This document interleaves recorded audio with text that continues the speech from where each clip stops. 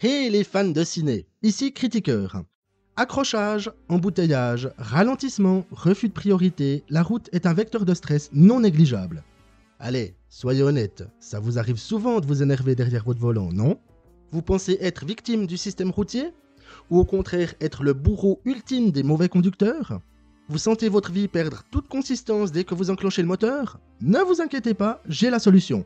Je vais vous présenter 5 films qui vont totalement vous convaincre que finalement, nous sommes bien gentillets, confortablement installés dans notre véhicule, même si on râle beaucoup. Allez, on boucle sa ceinture et c'est parti pour le palmarès.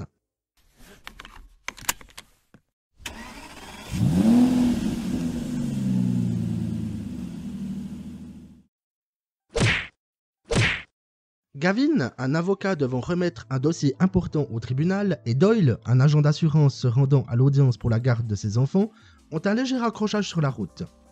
Gavin oublie son dossier sur le lieu de l'accident et Doyle manque son rendez-vous, diminuant grandement les chances de récupérer ses gamins. Vous voyez la suite. Y a pas à chercher plus loin, tout est dans le titre, il s'agit de dérapage incontrôlé.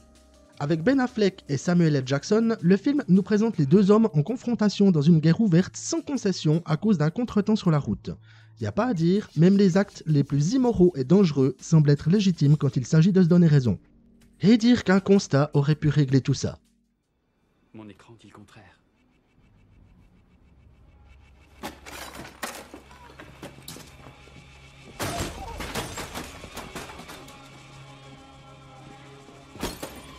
Et là, qu'est-ce qu'il dit?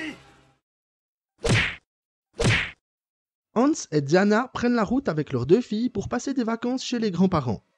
Quelque peu sanguin sur la route, Hans va intimer de foutre les gaz à un conducteur de camionnette à coups de klaxon et d'appel de phare.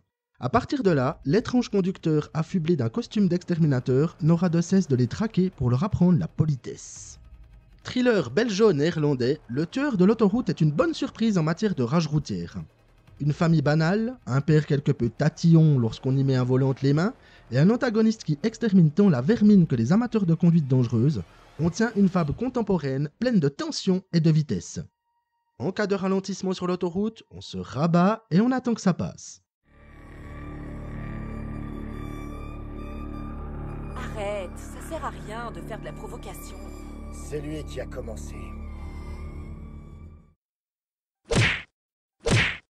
En retard pour emmener son fils à l'école, Rachel évite les embouteillages en prenant un chemin de traverse. Un conducteur de pick-up, peu enclin à avancer au feu vert, se fait remettre en place par la jeune femme qui le dépasse violemment. Quelques kilomètres plus loin, l'échange verbal entre elle et le chauffeur du pick-up va déclencher une vague d'une rare violence. Enragé est le film le plus récent de cette liste. On y retrouve un Russell Crowe bedonnant et sujet aux crises de colère intempestives qui peuvent potentiellement être dangereuses. Face à lui, Karen Pistorius, en jeune mère déterminée, prise dans un débordement de violence qu'on ne souhaiterait à personne. Ouais, franchement, essayez de garder un maximum votre calme au volant, on ne sait jamais sur qui on peut tomber. Et soyez attentifs quand vous attendez au feu rouge. Qu'est-ce que vous voulez? Moi, je veux rien, mais j'ai besoin de quelque chose. Que t'apprennes ce que c'est qu'une mauvaise journée et que t'apprennes à dire que t'es désolé. Coincé dans un embouteillage en plein Los Angeles sous une chaleur accablante, un conducteur va péter une durite et décider de faire le chemin pour rentrer chez lui à pied. C'est le jour de l'anniversaire de sa fille, son ex-femme ne la laisse pas la voir et il veut à tout prix être de la partie. Toutes les personnes qui vont croiser sa route vont chèrement le payer. Bon, ok, chute libre, c'est une demi-rage routière, mais le déclencheur qui transforme Michael Douglas en machine à violence reste bien un embouteillage. Film iconique des années 90, la route jonchée de coups de feu, de discours alambiqués sur la société et de whammy burger que traverse notre protagoniste est un exemple en matière de pétage de cases. Restez calme et branchez la clim. Je ne veux pas de déjeuner. Je veux un petit déjeuner. Oui, mais vous m'envoyez désolé. Oui, mais vous m'envoyez désolé aussi.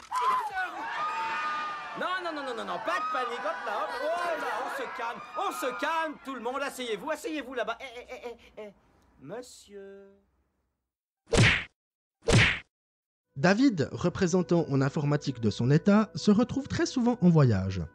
Alors qu'il sillonne une route désertique de Californie, un camion-citerne traîne la patte devant lui. Il le dépasse et le chauffeur du camion l'imite, lui faisant une queue de poisson. Ce qui semblait être une simple poussée de testostérone routière se transforme alors en jeu dangereux, le monstre de métal semblant réellement vouloir en finir avec David. Duel est un des premiers films du genre et sans doute le plus représentatif de ce que peut être une montée en puissance de la rage routière.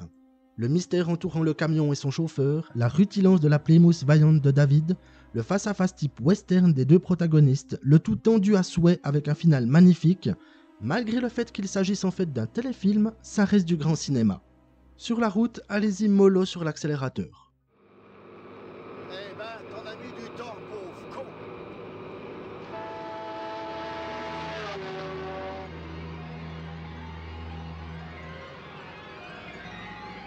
Mon Dieu.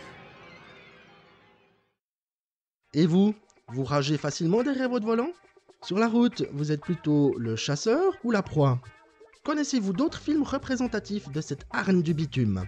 N'hésitez pas à me le dire en commentaire, à balancer un bon vieux pouce bleu si la vidéo vous a plu et bien sûr à vous abonner.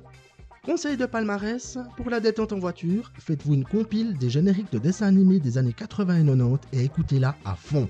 Pour moi en tout cas, ça fonctionne. Sur ce, fans de ciné, je vous laisse, c'était Critiqueur, en direct du canapé. À tout bientôt pour un nouvel épisode et soyez prudents sur la route. Eh gros, tu vas la bouger ta caisse?